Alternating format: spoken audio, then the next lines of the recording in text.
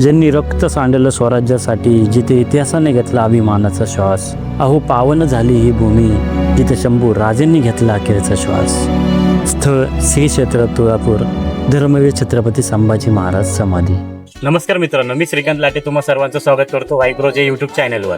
तर आज मी आलोय श्री क्षेत्र तुळापूर येथे. आपल्याला इथं 3 नद्यांचा पवित्र संगम पाहायला मिळतो.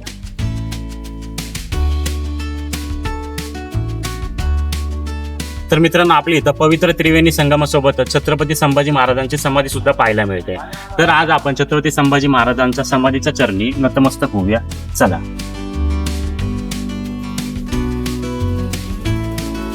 प्रवेशद्वारावर आपल्याला छत्रपती संभाजी महाराज सिंहाचा जबडा फाडताना दाखवलेले भव्य शिल्प पाहायला मिळते.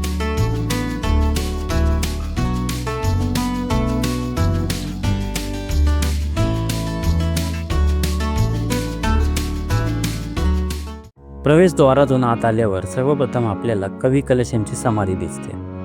11 मार्च 1689 रोजी औरंगजेब याने तुळापूर येथेच कवी कलश यांचा निर्दयीपणे शिरच्छेद केला.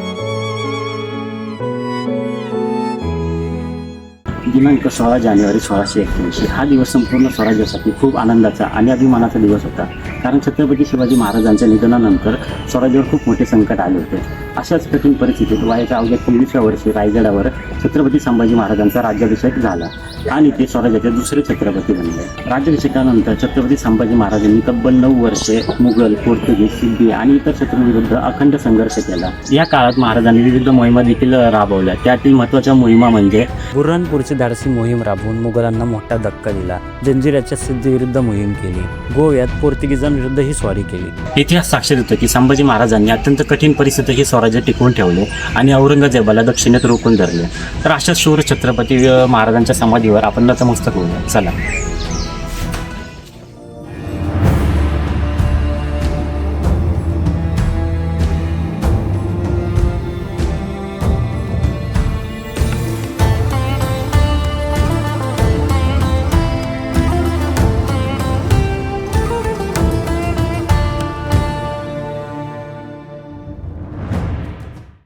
छत्रपती संभाजी महाराज आणि कवी कलश यांच्या समाधीच्या मध्यभागी मागील बाजूस श्री संगमेश्वराचे प्राचीन मंदिर आहे.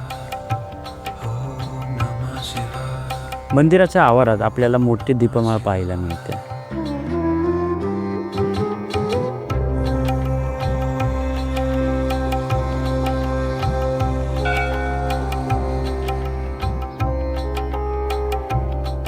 तर मित्रांनो, छत्रपती संभाजी महाराज स्वराज्यासाठी खूप वर्ष लढले, परंतु स्वराज्याच्या इतिहासातील एक दुःखद अध्याय 1 फेब्रुवारी 1689 रोजी घडला. रत्नागिरी जिल्ह्यातील संगमेश्वर येथील सरदेसाई वाड्यात जेव्हा महाराज विसावले असताना आपल्याच माणसांनी फितुरी केली. आपल्याच माणसांच्या फितुरीमुळे औरंगजेबाचा सरदार मुकरब खान याने सरदेसाई वाड्यांवर घेराव टाकला आणि छत्रपती संभाजी महाराज व त्यांचे मित्र कवी कलश यांना पकडण्यात आले. छत्रपती संभाजी महाराजांना अटक केल्यानंतर बहादूरगड येथे औरंगजेबासमोर हजर करण्यात आले. तिथे महाराजांना धर्मांतर करण्याची अट घातली. औरंगजेबाची धर्मांतराची अट संभाजी महाराजांनी मान्य केली नाही. त्यामुळे जवळपास 40 दिवस छत्रपती संभाजी महाराजांवर क्रूर अत्याचार करण्यात आले आणि महाराजांनी आपल्या माणसांसाठी आणि धर्मासाठी ते हसता हसता सहन देखील केले. आपला राजा स्वराज्यासाठी लढला पण कोणासमोर झुकला नाही. असा राजा आपल्याला लाभला हे आपलं भाग्यच.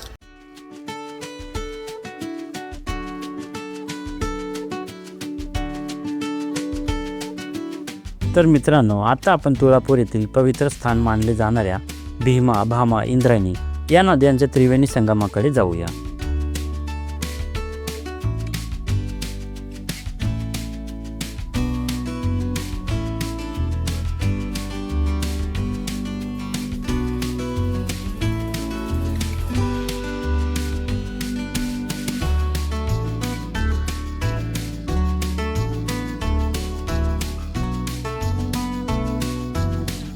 तर मित्रांनो, आता आपण ज्या ठिकाणी थांबलो इथं आपल्याला भीमा, भामा आणि इंद्रायणी या 3 नद्यांचा त्रिवेणी संगम पाहायला मिळतो.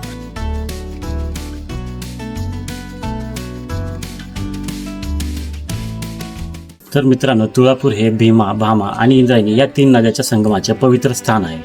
जवळपास 40 दिवस अमानुष अत्याचार केल्यानंतर औरंगजेबाने छत्रपती संभाजी महाराजांची याच ठिकाणी अत्यंत क्रूर पद्धतीने हत्या केली आणि या त्रिवेणी संगमाच्या नदीकाठी महाराजांच्या देहाचे तुकडे फेकले. धर्मासाठी, स्वाभिमानासाठी आणि स्वराज्यासाठी प्राण अर्पण करणाऱ्या आपल्या धर्मवीर छत्रपतींना मानाचा मुजरा.